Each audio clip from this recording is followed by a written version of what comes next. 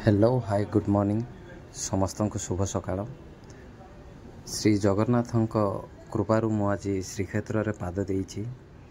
मु भावी नथिली जे पुणी थरे श्री जगन्नाथ धाम को आसीबी।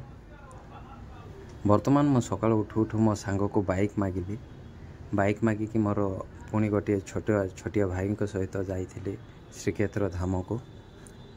वर्तमान से श्रीक्षेत्र धाम रे मो टिके दर्शन करिया बाहरला बेले अधा मझिरे बलबमकर भक्तों भीड़ तापर पर श्री जगन्नाथ मंदिर को टिके जूम करके देखिले।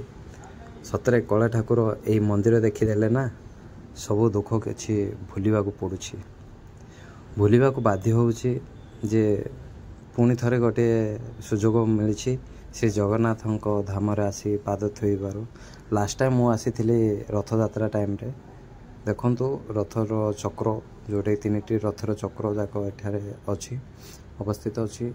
पुणी वर्षा भी टिके टिके होउथला से समय रे आपण माने देखि पारथुवे भल भाव देखिए जो काठ चक नील चक जो बाना एते सबू माने सतरे ए दुनिया रे आपण माने फील करेंगे जिते जगन्नाथ धाम रे आसी आपण माने पहुँची जीवे ना ए कला ठाकुर दर्शन करदेवे ना दुनिया रे जेकोसी दुख हेले भी सब भूली जीवे। सतरे मो भगवान ठारे समस्त प्रार्थना कर दुनिया रे सब भाई भौणी मानक पई एवं मो परिवार पई समस्त को श्री जगन्नाथ डोरी लगी था एवं एमिति बारंबार मते टिके पूरी डाकंतु प्रभु।